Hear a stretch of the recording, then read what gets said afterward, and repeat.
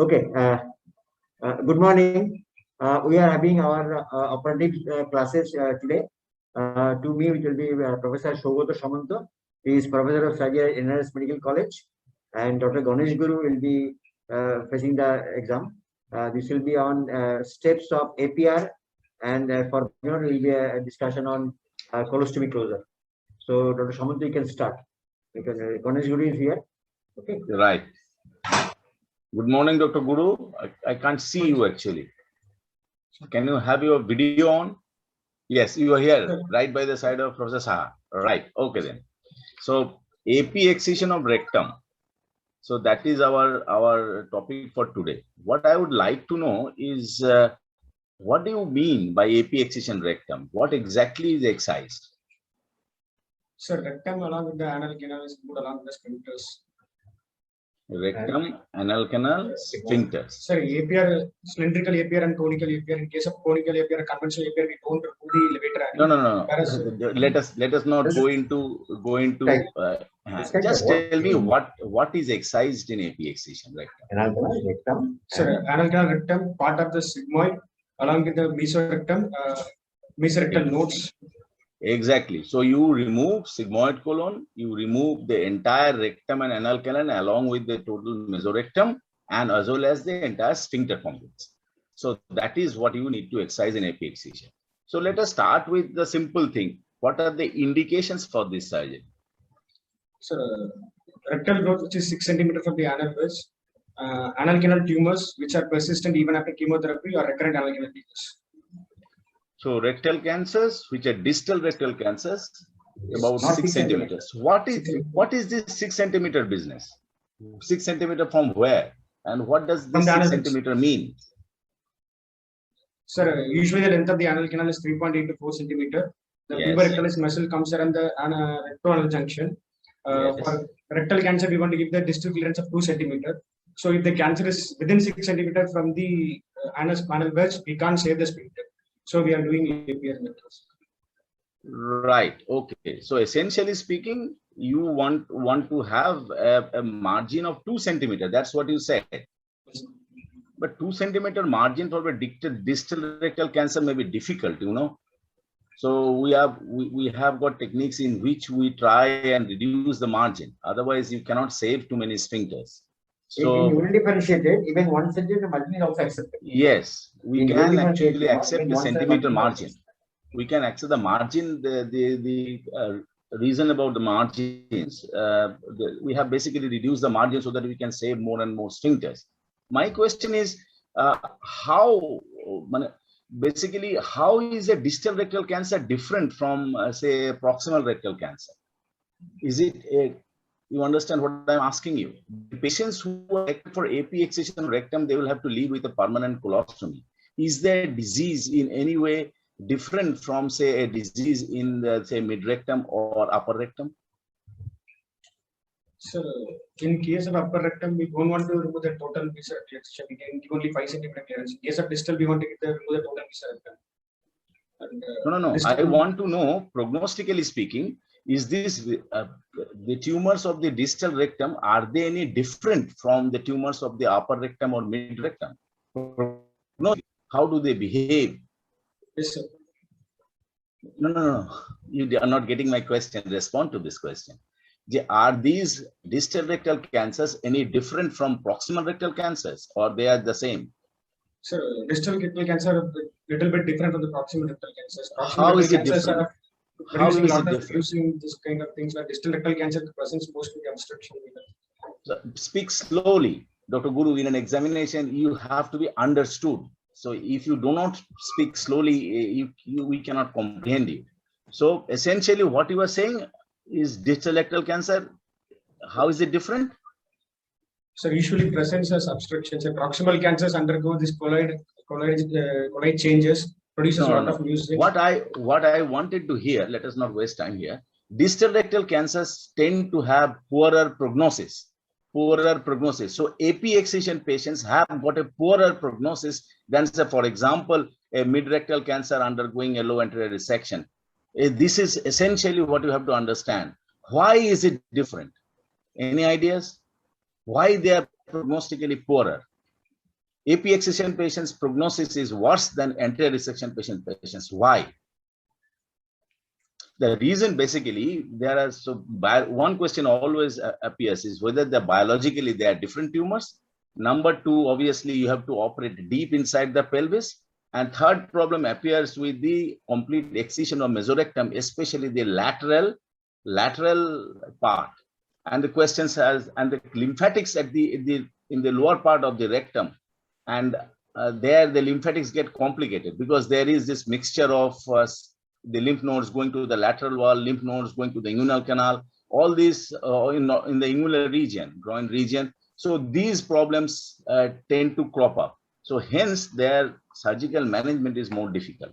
Okay, so we have covered indications. Now there is this trend about using preoperative chemoradiation, neoadjuvant therapy. Now, which patients would you send for neoadjuvant chemoradiotherapy? T3 or above tumors or N1 tumors. Exactly. So basically, your job will be to send stage 3 patients, T3 patients for neoadjuvant chemotherapy, chemoradiation, to be more precise. Okay. So we have covered indication. So let us just go through the basic steps of the surgery, and then we will proceed. Okay. Start with basic steps of AP excision. So let us have some pre-op preparation. So what kind of pre-op preparation you need for AP excision? So mechanical preparation. You need mechanical bowel prep. Mechanical bowel prep. Mechanical bowel prep. What would you use? Peg leg granules. You can use peg leg. Where can you not use peg leg? So in case of obstruction or perforation, we can't use. Or a patient with gastroparesis, where peg leg is contraindicated. Okay, so mechanical bowel prep. Now, second question arises regarding antibiotics. So when would you give antibiotics? Would you give oral antibiotics? At the night, we used to give oral antibiotic like erythromycin plus ciprofloxacin plus metrogyl. 1 hour before the incision, we used to give IV antibiotics. 3rd generation cephalosporin plus metrogyl. Absolutely right. So it is better to use some oral antibiotic at 5 p.m. and 10 p.m. the day before surgery, and on the day of surgery at the induction of anesthesia, you give the antibiotics that you have mentioned, cephalosporin and metronidazole. And the antibiotics that you choose preoperatively for oral use would be neomycin base or erythromycin base. So 1 gram of each. So that is what is used. That is brilliant. Now regarding ERAS protocol, anything about ERAS protocol to be used in these patients? Light liquid diet is allowed 2 hours before the surgery, and we have previously given 200 grams of carbohydrate drink to the patient 2 hours before the surgery. Excellent. Okay. Right. So antibiotics, oral fluids to continue 2 hours prior to surgery, and carbohydrate drinks to be allowed. Brilliant. So we have covered this. Next question arises regarding the catheterization. Do you need to catheterize these patients? Yes, sir. I need to catheterize the patient. You will need to catheterize these patients. Very good. And finally, you will have induction of anesthesia. Anything special about anesthesia here? You will consider the use of it? I will go with general anesthesia. Yes. You have a general anesthesia, and in these patients, if the anesthetist wants, you can use a epidural catheter for post-op analgesia. So this is also to be considered. What about DVT prophylaxis? You will have to think about DVT prophylaxis in these patients. Okay, you have to think about DVT prophylaxis in these patients. So you can start low molecular heparin, and during surgery, you may have the compression devices applied to the cuff. Okay. Now let us have the position. Let's position the patient. So modified lithotomy tendon band procedure. The surgeon stands on the left side of the patient. There are 2 groups of surgeons: perineal surgeon, abdominal surgeon. Antiseptic cleaning of the both abdominal and perineal areas done, and draping is done such a way so that both abdominal and perineal are exposed. Abdominal resection is ideally started first. Incision extends from the pubic symphysis to the right of the. No. Relax. Adjust the position. I asked just the listen to the question. Don't overshoot. So basically, position. Lithotomy position is not used anymore. So that is what you have to understand. Lithotomy is not. So what we use? We use Lloyd Davis position. So what is that? How is it different from lithotomy? basically the hip flexion is less, hip flexion is much less. You understand? So that you have got access. If you stand on the left side of the patient and if the hip is flexed too much, just like a lithotomy, the surgeon will have very little space to work. You have to fight with the patient's thigh. So essentially, you have a Lloyd Davis position. Who described AP excision as we understand? So 90 Ernest Miles. Okay. So this is the operation that has undergone several changes. We'll go through that. So we have positioned the patient in modified this Lloyd Davis position. He was standing. So patient will have a little bit of head down tilt, a bit of Trendelenburg's position, and then he will start surgery. So what will you do? The abdominal part. So you will have two surgeons. So if you have two surgical teams operating on an AP excision, what is it called? This is called a combined synchronous surgery. Combined synchronous. So not many people like it nowadays. There is a trend back to what Miles used to describe. So the reason for that we will come back. So otherwise you have two teams. So who starts first? Abdominal surgeon starts first. Right. So what in the same context, in the same context, now there is a term called sequential APR. This is synchronous APR and this sequential APR where APR. So you the trend is what sequential do a colostomy and turn the patient prone jackknife. Yes, and we will talk about the so current trends in a absolutely. We will talk about the current trends. Once we go through the basic things, then we will go back to the current trends. So let's have the incision, please. So lower midline incision starting from the symphysis pubis. Incision is taken to the right of the umbilicus and 5 centimeter above the umbilicus. Yes. Carry on, carry on. Let's the hear you. subcutaneous tissue, linea alba, everything incised in the same plane. General exploration of the abdomen. We use a self-retaining retractor for exploration of the abdomen. The abdomen is explored for ascites, momentum, peritoneal surface, pelvic surfaces, livers. Go slowly, Dr. Guru. Otherwise, you will miss marks in examination. Go slowly. Say you have got say about half an hour spent. So momentum, take your time. peritoneum, pelvis, and the liver. Yes. Yes. So you have done a thorough exploration of the abdomen to rule out any disease there. Okay. Okay. Then carry on. Then what would you do? I will look for regional node involvements. You will basically try and feel the tumor. Can you feel the tumor in an AP excision from the abdomen? So in case of a large tumor, we can. Yes, in the case of a proliferative tumor, you may appreciate certain parts of the tumor, but because it is below the peritoneal reflection, you probably will not be able to feel it very well. So this has to be understood. Yeah. Fine. Then what will you do? Then what will you do? Proceed. Proceed with the surgery. Assess the rest for any. So then rest of the colon for any synchronous. So you have done synchronicity. Yes. What is the rate of synchronicity? So 5%. 3 to 5%. Anyway, it is 2 to 8%. Anyway, it doesn't matter. 5%. Then what? After checking for synchronicity, you've done exploration as much as you want. So next, we are going to check the status of the nodes in the mesocolon, mesorectum and the mesocolon. So you want to find out whether the nodes are palpable high up or not. Next, what are you going to do? Next, what are you going to do? I will decide whether up to which level I should be resected, the sigmoid up to. I will plan. Okay, you have planned an AP excision. Proceed with an AP excision. So you are going to mobilize the sigmoid colon. You are going to mobilize the sigmoid colon. How are you going to mobilize? You are going to. Sir, I will pull the sigmoid colon upwards and forwards. Left leaf of the mesosigmoid at this incise at the apex. Line of fall. You look at the white line and you will basically incise there. Fine. And then gradually you will move with the sigmoid colon. How will you find the ureter? Sir, what is the structure to be found here? Sir, peristalsis is visible. Ureteric peristalsis. No, it is not as see, ureter is like God. You have to find God. How do you find God? How do you find ureter? See, if you find the ureter, you will check. You confirm this is ureter by checking the peristalsis. What is the anatomical landmark? It is crossing the landmarks of finding Yes, apex of sigmoid vesicle in front of the common iliac vessels. That is the Absolutely, absolutely. So that is how you find, and it lies medial to the gonadal vessels. This is also something which might help you. So you will find the ureter. So that has to be preserved. Fine. Then what will you do? So the incision of the mesosigmoid is along the right line of cord is extended up to the junction of the descending colon and sigmoid colon. Yes, you mobilize the sigmoid colon. What up to the next? base of the bladder. What next? Ligation and dissection of inferior mesenteric artery and lymphatics are this.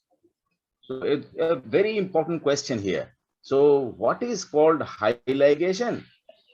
High ligation of the, and what If is the what inferior is mesenteric artery is ligated along its at the origin from the aorta, it is high ligation. what would you do? Would you do a high ligation or you do a No, low sir, I would like ligation? to ligate So the low inferior ligation, mesenteric artery of the origin of left colic artery.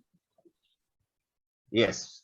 So basically you follow the superior rectal artery and you ligate the inferior mesenteric after it has given off the left colic branch. So which one will you do? Will you do a high ligation or will you do a low ligation? Low ligation. Exactly. Low ligation. So you do a low ligation unless there is specific indication to do a high ligation. Okay.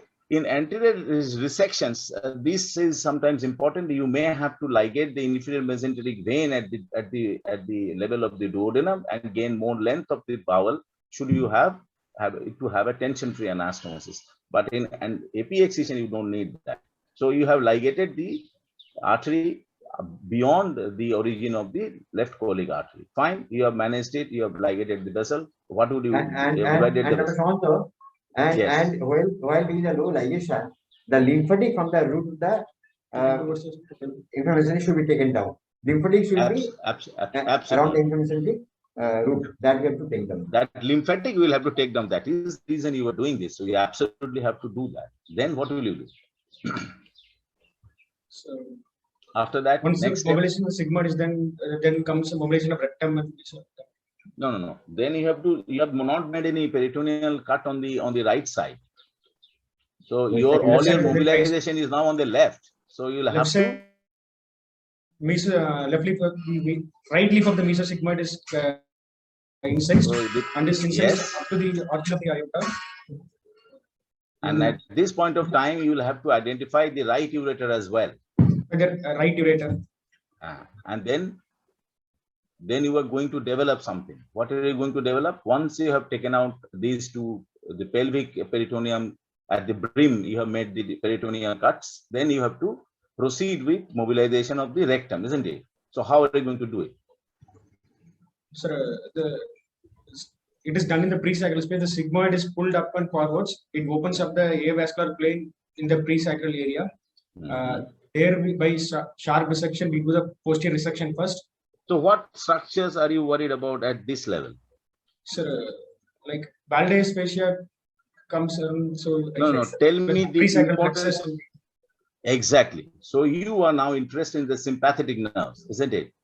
Which is coming from the L2, L1, L2, L3. So these are the nerves that you will find there. So you will have to. This is coming from the hypogastric plexus. So you have to be very careful about them and not injure them. Okay. And obviously you will stay in the presacral space, proper space. And this is basically loose areolar tissue. And you will not injure the superior rectal artery going at the back of it. So gently you will dissect. How far will you dissect? How far below? So just beyond the Valdes fascia to deep rectal space. You will go up to the coccyx. Very simple. You will feel the coccyx. So if you, as much as you can, so you will go up to that. Fine. What will you do next? So then lateral dissections. Lateral dissections, yes. Like a release of levator ani from the lateral pelvic wall. The fingers inserted to the presacral space, swept across the superior surface of levator ani. Before that, another ligament. Lateral ligament is cut by using diathermy with the help of right angle forceps. So what is the difference? What is TME? So this is the zone of TME we are talking about. Whatever you are doing is TME now. So what is TME? TME talks about using sharp dissection to remove the entire mesorectum within its fascial envelopes, within the fascial envelope. So what are the fascial envelopes? You have got the facial process, denominus fascia in front, and you will have to remove the rectum with mesorectal contents within this fascial envelope. So you have to be very careful here. So the dissection that you do will have to be sharp dissection. Okay, you will go do sharp dissection and mobilize that. And at what are you worried about now while you are doing this from the lateral wall of the pelvis? So lateral wall, What structures you should be worried about? Rectal vessels come. So Middle rectal vessels comes. Middle rectal vessels, obviously, they are not present in everybody, but if it is present, and it can be easily managed with good energy sources, so no problem. What else? If you go too far lateral, So inferior hypogastric plexus, the lateral. Exactly. So you will deal with the parasympathetic nerves also come in. So you are in trouble now. So you do not go too much laterally. You have to take care. And if you go far more laterally, you will meet the iliac vessels. So you have to be careful here. So fine, you have done dissection there. So what else will you do? How far inferiorly will you go? So just beyond like the tip of the, you reach the levator 9. Here also, how far will you go? How far below will you go? Levator 9. You will limit the pelvic floor and you will stop. And then anteriorly, what will you do anteriorly? Sir, anteriorly, that rectovaginal rectovesical pouch peritoneum is incised. The incision external laterally. Depends on whether it is a male or a female patient, isn't it? Depends on male patient or a female patient. Where will you incise the peritoneum? Sir, initially it is given the midline, there is external laterally. You already have a lateral incision. Deepest part. So connect these two. So you have to go at the deepest fold of the peritoneum, incise the peritoneum there. Okay, and at this level, you will have to be wary of males. You have to be wary about the dissection. You have to worry about the seminal vesicles, the prostate, the bladder, seminal vesicles, prostate, and in women, obviously, it will be the uterus, and then obviously the vagina. So you will do dissections there. Again, you will stop once you meet the prostatic plane. Okay. Next, what will you do? Anterior dissection. The anterior dissection you have done. So what will you do next? So you have taken care through the entire procedure. You have taken care to preserve the nerves. You have done a complete mesorectal excision. You have reached up to the pelvic floor posteriorly, laterally, and anteriorly. So what is to be done next? Or otherwise, when should the perineal surgeon starts working? Exactly. What point of time? Sir, usually perineal surgeon starts working simultaneously when. When? Means what? At what point? You cannot try. You start incision the abdomen, he will not be incision the perineum. At what point the perineal surgeon will start working? So once dissection of the upper. The time you declare that this is a resectable situation. Exactly. That means if you find on mobilizing that it is fixed to the prostate, is fixed to the. Then obviously you have abandoned the surgery, isn't it? It will not start the perineal surgery. So once you declare, yes, the growth is mobile and you are proceeding for the excision, then at that point the perineal surgery will start. Okay. So once you start mobilizing this, perineal surgery will start, and we will come to the perineal part first. Next. Yes. What do you do with the sigmoid now? So we will transect the sigmoid at the junction of the ligator. Then by applying two occlusion clamps, I used to dissect the sigmoid using diathermy. You can use a stapler as well, but doesn't matter. So basically, we transect the sigmoid at the junction with the descending colon and form a descending colon and colostomy. So this part, abdominal part, more or less, is over. So this part can go on. Now perineal surgeon starts. So what will the perineal surgeon do? So perineal gives a elliptical incision. No. The first step in perineal surgery is something else. What is the first step? first string suture around the anal. Absolutely. Otherwise, there will be swelling, and this suture acts as a sort of a retractor. He can use it to mobilize things. So, where should he put the stitch? Where? Sir, at the anal verge close. Exactly anal verge, or you need to exercise some amount of skin also. Sir, that mucocutaneous junction of the anal verge around the skin. Not equal junction. You can go around 1 centimeter because So it's not an anal verge. your job is basically to excise the sphincters, isn't it? You are removing the sphincters.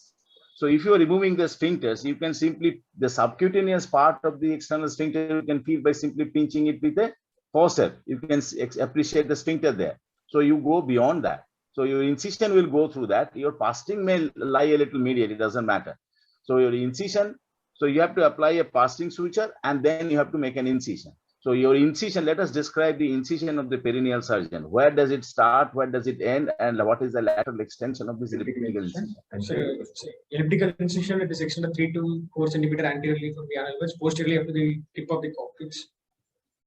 Anal verge, 3 to 4 centimeter anterior of the anal verge.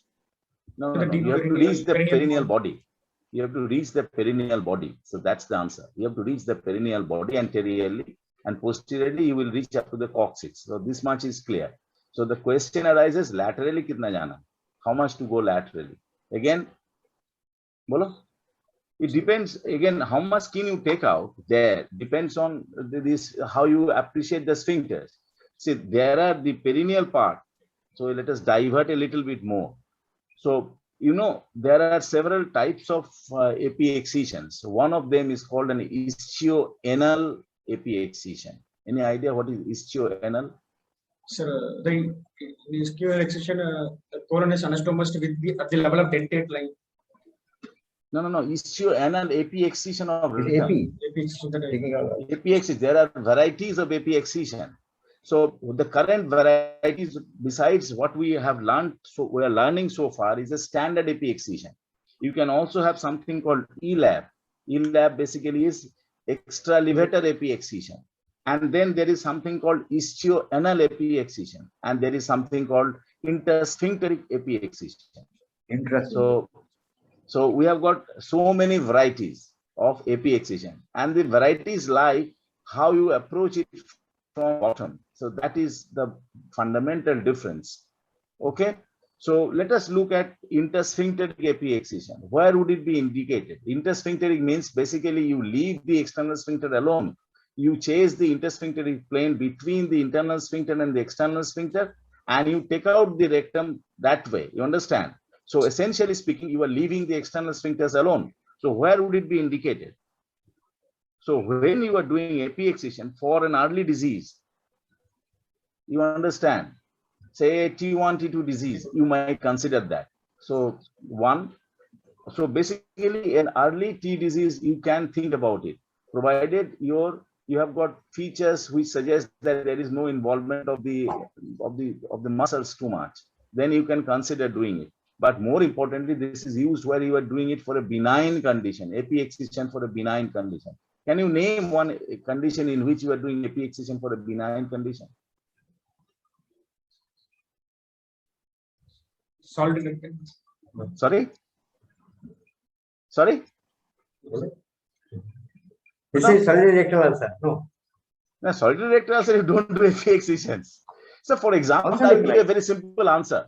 Retractable ulcerative colitis involving the rectum. Yes, exactly. And Inflammatory bowel disease would be inflammatory bowel disease would be the ideal example.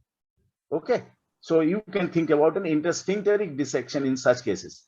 Now you will consider doing this ischioanal one once you have got a T4 rectal cancer in which there is fistula formation in the skin. There is sepsis. So in such cases, you have to take out wide area of the skin in the perineum. And obviously you cannot close this incision. So either you have to use a flap or leave the wound to heal secondarily. You understand? So this becomes complicated. So this is for ischioanal. And then extralevator, we will talk when we have a little more time after the discussion on combined synchronous. So you have made the incision, elliptical incision 2 centimeter at least from the anal verge, and you have to go from the perineal body up to the coccyx. lateral. So this elliptical incision you have made. Proceed. Next, what will you do? So first the lateral incision is deepened along the ischiorectal fat. Yes. So you go into the Rectal part of ischiorectal the space. Ischiorectal space. And then you have to go posteriorly first. Once you have developed that, you have to go posteriorly first. And you meet the anococcygeal ligament. You have to divide the anococcygeal ligament. Now you are in the retrorectal space. Now you are in the retrorectal space. And you will now insinuate your hand in the retrorectal space, and you can now pull the levators down. You deepen the incision laterally, and you can pull the levators down, and now you can excise the levator laterally. Okay. What vessel comes Obviously, from the way? so What vessel? inferior inferior rectal artery. Inferior rectal artery. What is it a branch of? so internal pudendal artery. Pudendal artery is good enough. So this is the branch. So where does it lie exactly? It lies on the undersurface of the levator. Remember, it lies on the undersurface of the levator. So it can bleed. Obviously, it will bleed, and you will control it. If you have, once again, if you have got good energy source, it is not a problem. These steps were very difficult in the past using scissors and all that, but with good energy sources, these parts have become a lot easier. So you will remove you will cut that. So now your hands can meet the hand of the abdominal surgeon. Now you can meet the abdominal surgeon, and he can help you as to whether you are going in the right area. So you have cut the levators laterally. What do you do next? So anterior section. So anteriorly you will proceed now. So what muscles you cut anteriorly? So pubourethralis deep transverse. Pubourethralis. Very good. Next. Puborectalis, pubococcygeus. Okay. So you will divide these muscles. You have transverse perineal muscles. And that transverse perineal muscles. Absolutely. And remember, at this stage, once you have developed the posterior and lateral, your mobilization is complete. Usually the sigmoid is delivered through the perineal wound, and you can evert it, and the operation becomes a lot easier when approached this way. So this section would proceed. You need to be careful about the vagina. You need to be careful about the prostate, and obviously you have to maintain margin. This is the area where you can have perforations unless you are careful. Okay. So you will do all that slowly, develop the planes, hemostasis, taking care. So if you find it is adherent to the vaginal wall, what will you do? So posterior vaginal wall can be resected. Exactly. You can excise the posterior vaginal wall. You can excise posterior vaginal wall. Let us not go into the technique of it straight away, but you can excise it. Okay. So once you have done all this, the specimen can come out, and you will next examine the pelvis from the top end as well as the bottom end, do complete washout, complete hemostasis. Now comes the time for closure. So how will you do closure? Colostomy has been formed.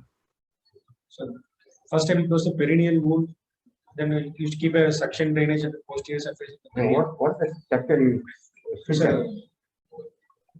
subcutaneous tissue and fat muscles are sutured. Then we will close the skin. Pointy, you have divided the muscles. It is not necessary to oppose the muscles from the perineum, because muscle will retract laterally. So it will be the closure of the fat. And you can think about using omentum there. You can take a flap of omentum and put the omentum there for better healing of the wound. Should the patient have received neoadjuvant therapy. Post-radiated patient, it is better to have a bit of omentum, vascularized tissue there for healing. So you may put that. Peritoneal closure is not necessary. And then obviously you will put drains there, drains which will function, and the drains may come out through the abdominal wound. So this is the basic surgery done. Modifications thereof. The most important modification would be what is called an ELAP. ELAP means extralevator abdominal perineal excision. Exactly what you started with, a conical or a waist-shaped specimen versus a cylindrical specimen. So what is this business? Cylindrical specimen and a specimen having coning at the pelvic floor. What is this, Dr. Guru? In cylindrical, the incision comes in the medial margin. The extralevator muscle is also included. In conical, it comes in the conical part, the medial margin. So basically, whatever your effort is, with the standard technique, you will have coning at the pelvic floor. You cannot avoid it. So that can be avoided only if you do the extralevator excision. So how do you approach extralevator? So essentially the perineal part, as Professor Saha was mentioning, what we were discussing was a combined synchronous surgery, two teams operating at one go. But you may have surgeons who do not like that. They would close the abdominal wound. So basically dissection goes just at the pelvic floor or just short of the pelvic floor in ELAP, and you form the colostomy, close the abdominal wound and turn the patient over, make him prone, and then you approach it. So that is also accepted, and make him prone, and you can do the surgery from below yourself. So, or you can have the patient in Lloyd-Davis and do it from below. But if you are doing a Lloyd-Davis, not changing the position, you might as well keep the abdominal wound open for better hemostasis. That is my surgical thinking. Anyway, if you have to make the patient prone, you have to do this. So you make the patient prone certainly when you are planning an ELAP. Okay. So what will you do in ELAP? So remember, the patient is lying in prone position. The legs are a little wide apart. You have got the perineum elevated, a little bit of prone jackknife to be precise. Legs are abducted, and you first make the incision just like before. Whatever incision you had that, but you will extend the incisions to posteriorly up to the coccyx. Okay, you will extend it. So basically, it's a round with one limb projecting towards the coccyx. Then your procedure would be, you will divide the anacoccygeal ligament, and then you are into the retrorectal space. Now you will pull this specimen down, and you can now see the levator-anine muscles, and you will divide the levator-anine muscles from the pelvic wall, So that is the difference. So with an ELAP, the advantage would be that the anterior and the posterior dissections do not change much. It is the lateral dissections which are improved. Okay, so you will have to take the levator down, and the mesorectal excision will come with it. The lateral mesorectal excision will come with it. So once you have done all that, the problem, what will be the problem? You have taken out the entire levator complex. What will be the problem? You will have a large wound in the pelvis. You will have a large wound in the pelvis which requires attention. So the problem starts there. Operation is very good. You can do the operation, but the problem is, once you have done that, the problem is the closure of the wound. You cannot just leave the wound open. So you have to either use a mesh, and in presence of a colorectal surgery, the mesh used to be a biological mesh, most like biological mesh. So you have to use a biological mesh, or you need a pedicle musculocutaneous flap to cover the perineal wound. So again, look at the position of the patient. Patient is in a prone jackknife position. So it's very difficult to take either a VRAM flap or a Gracillis flap, or so flap. So unless it is a gluteus maximus flap, it will be very difficult to construct in the first place. So these are difficult issues with the ELAP. But oncologically speaking, this is a very, there is no question about it. Okay. So we have discussed about ELAP as well. Now, what else do we need to discuss? Okay, let us talk about the post-operative period in these patients. You have done a standard APE, combined synchronous, you have finished your operation. The patient is in the wards. Patient is having IV fluids. The patient may not have an esophageal tube, may or may not. The patient has got drains in the abdomen. Patient has got a catheter. So what will you do on the day 0? On the day of surgery, you have come back from the OT. What you are going to check with the patient? What will you do on day 1 and thereafter? Take us through this sequence of events. Sir, history from the patient. charts, history क्या? Operation कर दिया ना, patient ward में है. Symptoms after post-operative. The patient what may go wrong? What can go wrong? What is going to check? Yeah. So whether drain before stomach. The first thing is bleeding. Bleeding and bleeding. Look for the drain, look for his vitals, look for any evidence of bleed. Absolutely. Look at the patient's pressure, blood pressure, pallor, whether what is coming out in the drain, how much urinary output he's having, whether he's having sufficient urinary output. These things need to be checked on day 1. Whether he is pain-free, whether he's comfortable, these are the things to be checked. When are you planning to remove the catheter? And when are you planning to remove the drain? So when the drain is nil for less than 30 ml for 3 days, or the drain is nil, I stop removing the drain. I would like to remove the drain and catheter as early as possible. The catheter, you need some consideration. Patient who has got APR or LAR being done, removal of catheter needs some consideration. What are the considerations? So this is the problem. Yes, drain you will remove once the purpose of the drain has been solved. That is absolutely correct. So when it is not draining or it is draining very little, that is the time to take it out. Catheter is difficult. When will you remove a catheter? What is your plan with a female patient? What is your plan with a male patient? What happens if you remove the catheter early? What happens? You do not have any experience. So basically, patients go into retention urine. You will find the patients go into retention urine. Remember these nerves that you were talking about? The sympathetic nerve, the parasympathetic nerves. So retention urine is caused by injury to the parasympathetics. So they act at the bladder neck. So you have a problem there. So patient go into retention. So usually, even if you have preserved the nerve plexus, there is chance of praxia. Neuropraxia, exactly. So initially you should give a trial. That means you clamp the catheter, see the patient can appreciate the bladder is full. Exactly, whether the blood sensation is there or not. Consider taking the catheter. Yeah. Okay, casually this much you can appreciate that patient is having a sensation of bladder fullness. That means the nerve plexus are functioning. Absolutely. So, once you ascertain that, then only think about removal of catheter. Now, ERAS protocol suggests you remove the catheter in 2 to 3 days in AP excision. But Makhanda, আপনার কি experience 2-3 দিনে catheter বার করে দিলে ঝাড় হয়ে যাবে? Difficult. Because most of the patient has some form it is difficult. retention or neuro appreciation, and some my patient experience is different. So it takes about say 5 to 7 days, 7 days when you think about removing the catheter. So that is what is going to keep you. The other problem will happen from the perineal wound. So take me through what happens with the perineal wound. So you develop wound breakdown, you develop discharge, you develop infection in the perineal wound, and that is managed by you remove sutures, you drain the wound, and you dress. The patient can have sitz bath, you can do dressings and let it heal by secondary intention. In the days of vacuum assisted closures, think about using the vac device, the MPWT on that wound. Eta you can think about. Now the other problem will be regarding the colostomy. So what can happen with the colostomy? So these are the areas where things go wrong. What happens with the colostomy? Stoma might have retracted, it might have collapsed and got necrosis. Retraction, prolapse, necrosis. Absolutely. End colostomy, bleeding from the margin.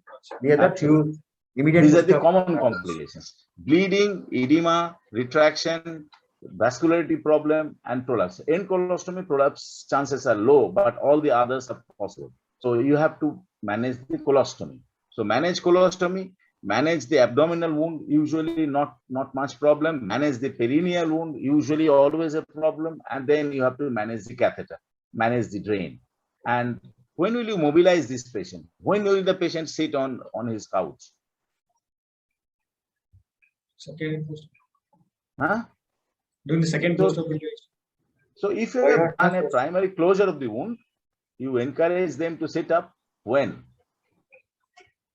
As soon as possible, as if they are pain-free. However, if you have put musculocutaneous flaps to cover the perineum, sitting is not allowed, because that will cause problems there. In such cases, we'll have to wait for 3 to 4 weeks before we can allow that. So remember this: if primary closure done without much tension, you will let the patient sit as soon as possible. Okay? And when will you make the patient walk? Again, as soon as their pain permits. As soon as the pain permits. So within say about 24, 40, 48 hours, you must make the patient mobile. Okay?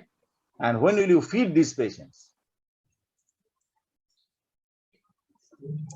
Feeding. So ERAS protocol suggests that you start feeding them 6 hours following surgery. So you can start oral fluids on day 1 and then slowly build up feeding over the next 2-3 days. Fine. I think we have covered the APX. Yes, we can discuss the stomach closure. Yes. Temporary stomach. Obviously, stomach closure. Steps for stomach closure. Yes.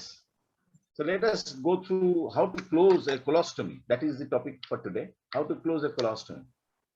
And before that, when do you decide? Suppose you have done colostomy for protecting the ileorectal anastomosis, and you've done a stoma. So basic closure of And colostomy yes. can be discussed in two ways. One is closure of an end colostomy and closure of a loop colostomy. If you look at end colostomy, this will come in situations where you have done what is called a Hartmann's operation. So we will not talk about that, but because that is basically in a sense a low anterior resection. So let us not talk about it. Let us talk about Separation, loop closure colostomy. of a loop colostomy. Loop colostomy. Yes, loop colostomies are done to basically rest an anastomosis, a vent before an obstructive area, things like that. So what are the things that you need to do before planning a colostomy closure? We'll make sure that the primary disease has been completely treated. Patency of the Yes. distal colon should be checked by either by colonoscopy or cologram. The patient should be there should be no sepsis or infection. The patient should be adequately nourished to tolerate the surgery. I think you have put it quite well, actually. I would say that was a very good answer. So number one, you make sure the disease process, whatever you were treating, has been treated adequately. Number two, take the patency post the colostomy area. So you perform distal cologram, or it is best to say colostogram, because it is through a colostomy. So books say it is colostogram. So you do a colostogram to check patency of the distal bowel. You can, and then obviously you can also use a colonoscope to check that. So you can do that as well. And obviously the patient is otherwise free of free of sepsis, nutritionally okay to undergo the procedure. Brilliant. What will you do? Pre-operative preparation. You will need the bowel prepared. Colostomy closure needs bowel prep. So where is the colostomy? So if you are doing loop transverse colostomy. Loop transverse colostomy, bowel prep needed or not needed? A loop sigmoid colostomy, bowel prep needed or not needed? Let us answer these questions. You see, the patient has got distal colon. You should ensure that the distal colon, suppose you done some imaging, barium might be retained there. So you should clear the distal bowel by giving the patient some enemas. Okay, the distal bowel must be clear. It will come on the stomach side only. Okay. So you have to make sure the distal bowel is clean. So you can use enemas, regular enemas, to clean the distal bowel. That has to be cleaned completely before you do the colostomy. Okay, proceed. So, anesthesia. Regional anesthesia. So yeah, you need anesthesia. Obviously, you have general anesthesia, or maybe the spinal anesthesia, regional anesthesia, right? So what will you do next? You have got a colostomy as antiseptic cleaning and draping.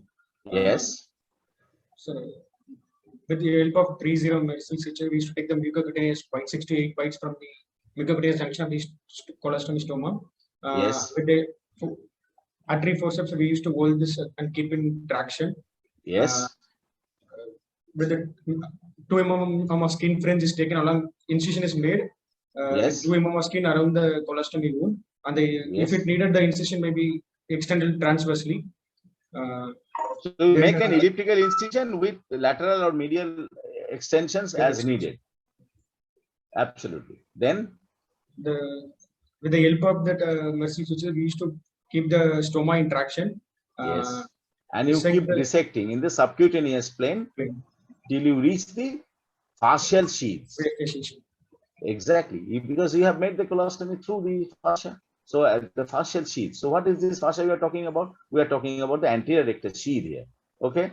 So you have reached that.